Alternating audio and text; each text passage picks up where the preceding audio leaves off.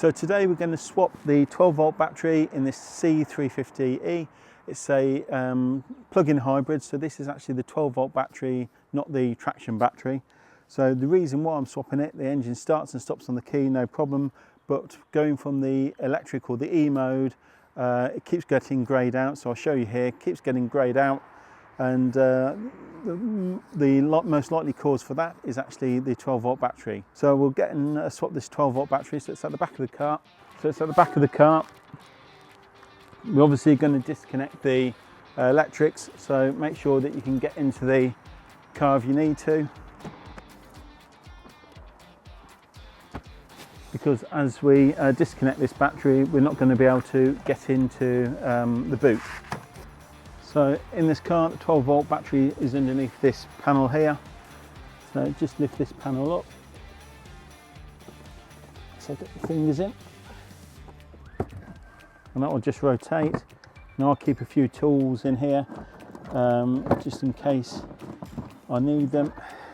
And the battery is underneath this like cardboard panel.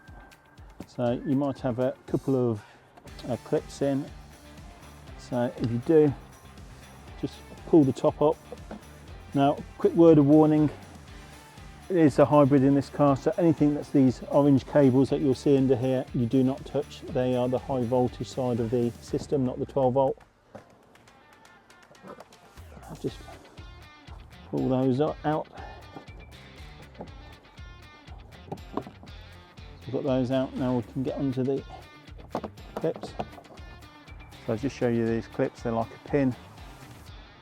That goes into there, and when you push them in, that pushes the clips out. So I'm not sure there's supposed to be a clip there, but I don't have one on mine. So I'll just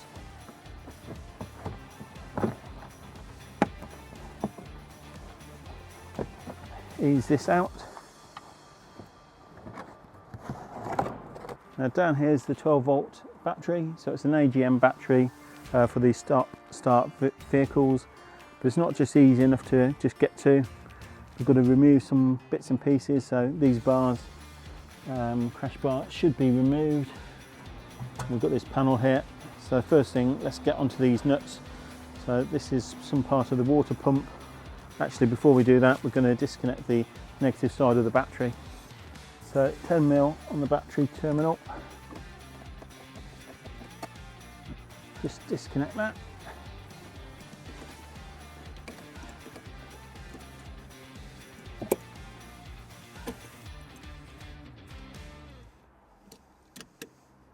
Alright, so I'm just removing this trim. So if you look, you've got pins in the bottom, so you need to slide this trim that way, and then these pins like this bit will just pop through the hole. As you can see, I've loosened this. I'll put the camera in that position. I'm now gonna undo these torque bolts, so E14 again.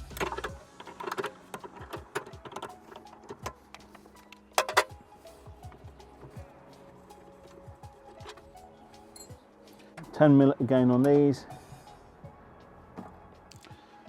So remove these 10mm.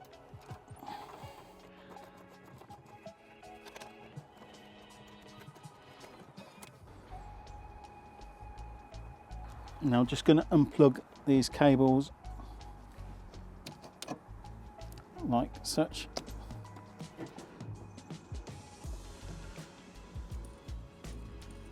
So it's obviously plastic, so just be careful, but we just need to move that out of the way.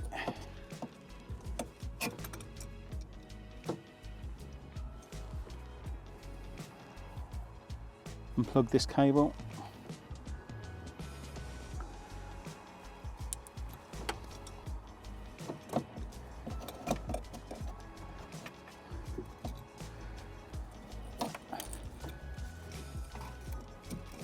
And then we can pull the battery cable through out the way. See that actually, 13mm.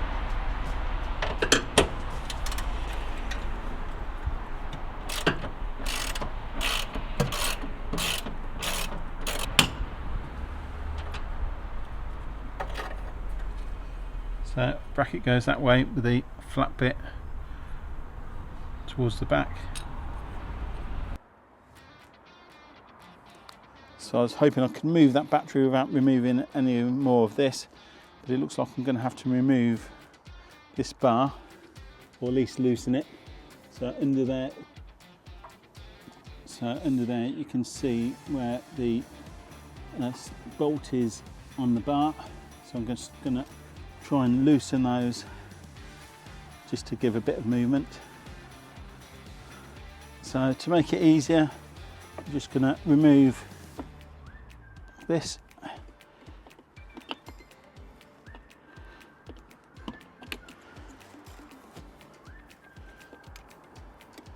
And then we should just be able to move this carpet away and I can get the compressor out.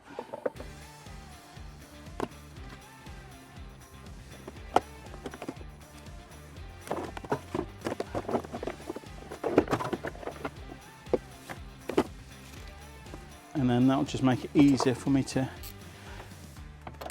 get onto these. So it's a little bit easier to get to it from that side. So get those two bolts out. And doing the same on this side. Just going through that access panel. So loosen that both sides out. Took the bolts out. There's a clip on this side, some wires on.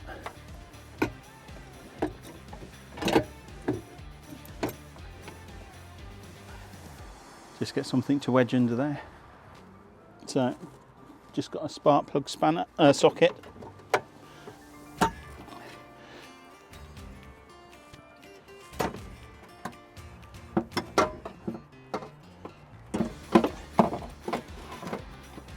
So, just leave that up.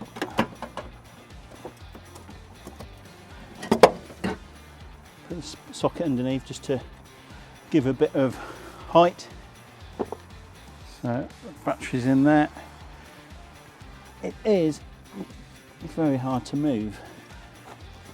So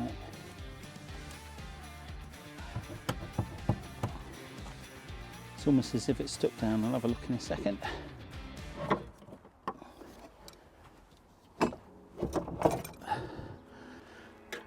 I just lifted the battery up with a tilt so I can actually slide it. So it felt like it was stuck down, but it's not. Right, so we've got on the side here. So on the side here we've got a breather for the battery. So we just pull that off. That'll need to go on the new one, like such. So just pulling that to the side. Careful not to break it.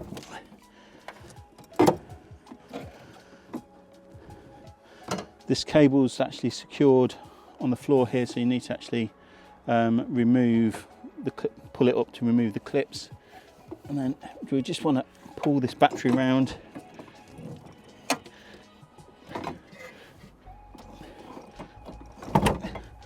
Like such, a bit further so we can get onto the positive terminal.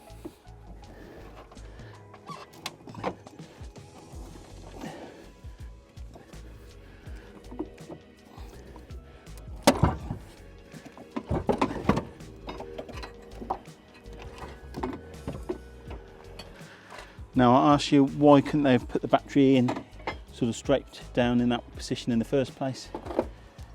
It'd make life a lot easier.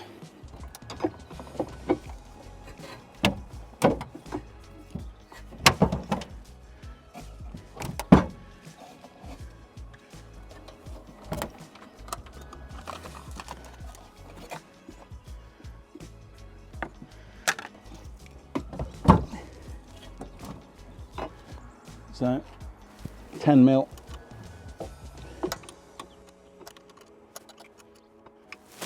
Obviously you're dealing with a corrosive battery, so wear safety gear.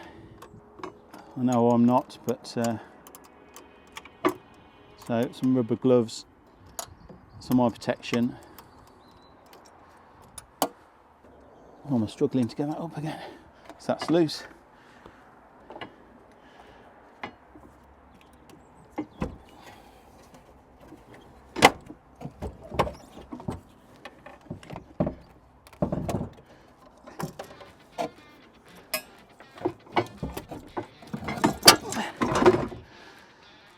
take the battery out. So I'm replacing it with a Yuasa, or however you pronounce it, battery.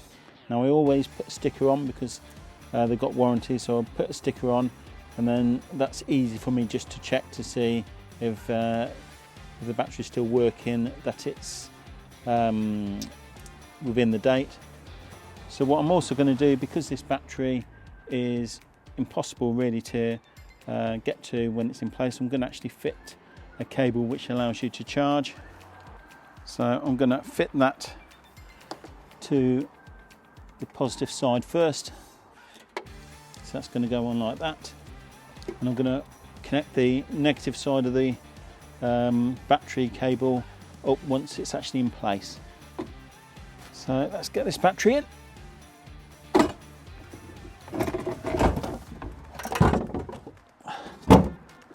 So tighten up that pole of the battery. Now it should be about 7 Newton meters, but if you think I'm getting a torque wrench on to do this, it's almost impossible to get the spanner in. Obviously you need it on tight enough to stop the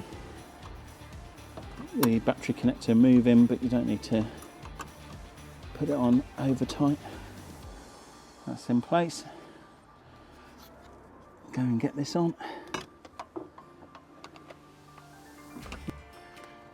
So rotate that battery in place.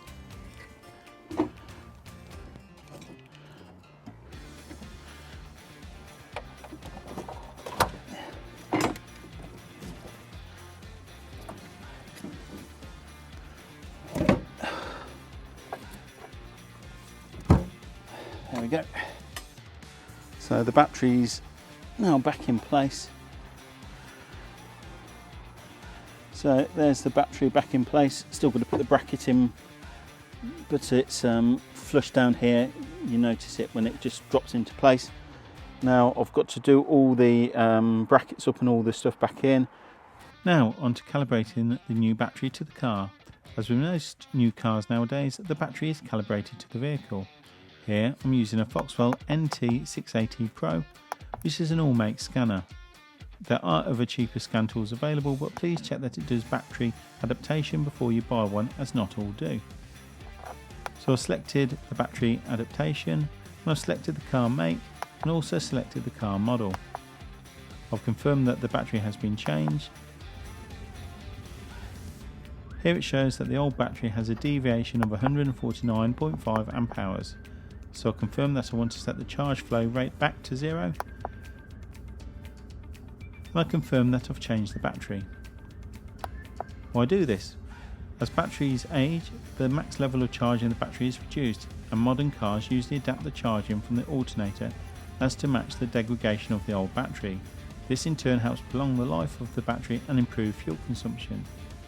So all done, and I now get the confirmation that it's back to 0 amps. I hope this helps you.